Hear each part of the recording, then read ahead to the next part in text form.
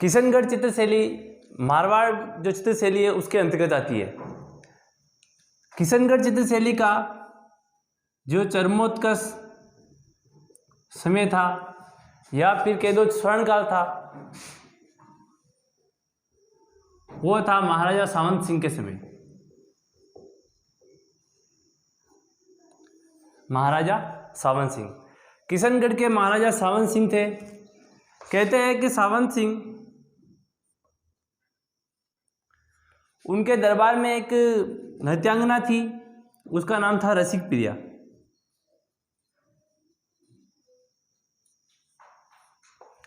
कहते हैं कि सावंत सिंह रसिक प्रिया से प्रेम करने लगे थे। बहुत ही सुंदर होगी, तभी इसके कोई कमी नहीं थी रानियों की, लेकिन फिर भी प्रेम किससे करता है? रसिक प्रिया से। अब सावंत सिंह रसिक प्रिया के लिए कविताएं लिखता था, बहुत ही प्यारी प्यारी कविताएं लिखता था रसिक प्रिया के लिए।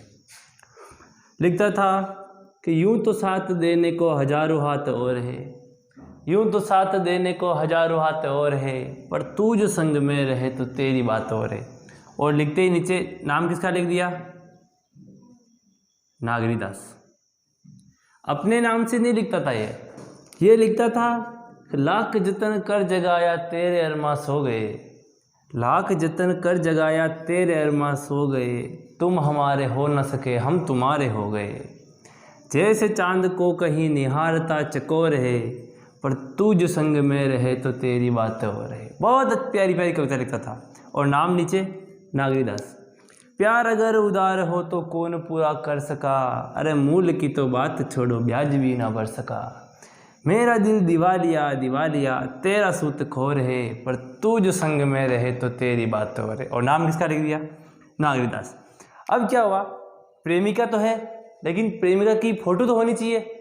उस टाइम कैमरा फोन कुछ नहीं थे, तो सावंत सिंह के दरबार में एक चित्रकार था,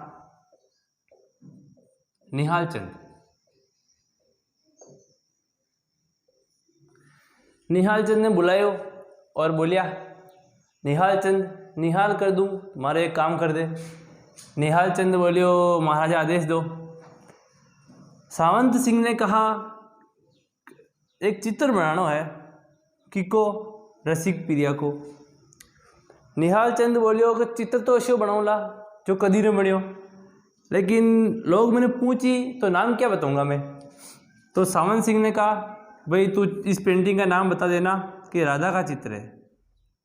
ये वल्लभ संप्रदाय को मानता था, वैष्णव धर्म का उपासक था, तो अपने आप को कृष्ण मानता था ये, इसलिए इसने क्या कहा, राधा बोल देना, जो भी बोले राधा बोल देना।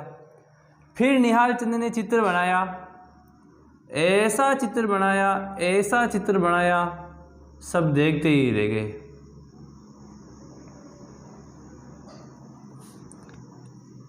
मैं रेवई दूं। उसने नाक में एक आभूषण पहनाया, उसका नाम था बेसरी।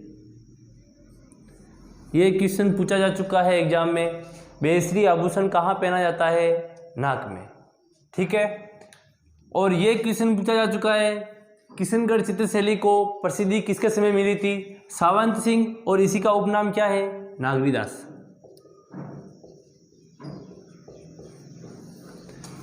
ऐसा खतरनाक चित्र बनाया, ऐसा खतरनाक चित्र बनाया, जिसने भी देखा उसने प्रशंसा की। इसको देखा था सबसे पहले एरिक डिक्सन और doctor Faiyaz Ali. Eric Dixon और डॉक्टर फैयाज अली ने देखा था 1943 में। उसने इनको कहा ये तो भारत की मोनालिसा है, ये तो भारत की मोनालिसा है। भारत की मोनालिसा किसे कहा? बनी ठनी को। मोनालिसा विश्व का सबसे प्रसिद्ध चित्र है, लियोनार्डो दा विंची ने बनवाया था मोनालिसा। कहते हैं कि ये किसी औरत का चित्र है। लियोनार्डो दा विंची ने 1503-4 में इस चित्र को बनाया था। उस टाइम का चित्र देख लो और अब का चित्र देख लो। इसको अभी भी देखेंगे तो भी ऐसा लगेगा 3D चित्र में होते हैं ना, अभी वैसा चित्र बनाया, जिस भी तरफ से देखो उस तरफ से ऐसा लगेगा कि ये औरत मेरी तरफ दिख रही है। देखना बहुत ही अच्छा चित्र है ये। फिर बनी ठनी को देखा भारत सरकार ने, तो भारत सरकार को भी अच्छी लगी है पेंटिंग। तो 5 मई 1973 को भारत सरकार ने बनी ठनी पर 20 पैसे का डाक टिकट जारी किया।